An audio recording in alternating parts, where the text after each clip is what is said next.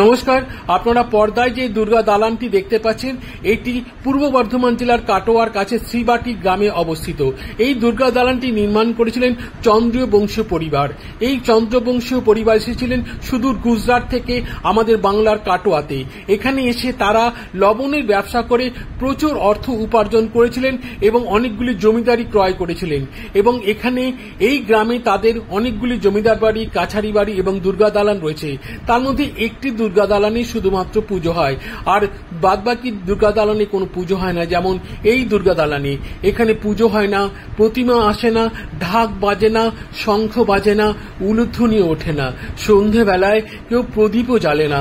একরাশ হাহাকার আর শূন্যতা বুকে নিয়ে শুধু দীর্ঘশ্বাস ফেলে নির্জনে একাকী এই দুর্গা দালান। আর সেই অতীত দিনের কথা ভাবে, সেই গৌরবোজ্জ্বল ইতিহাসের কথা ভাবে, যখন এখানে সাড়ম্বরে দুর্গাপুজো হতো, ঢাক বাজত, ঢোল বাজত, মানুষের কোলাহলে মুখর হয়ে উঠত এই দুর্গা দালান। এখন পুজোর দিনেও অন্ধকারী একাকী বসে বসে শুধু দীর্ঘশ্বাস ফেলে এই দুর্গা দালান।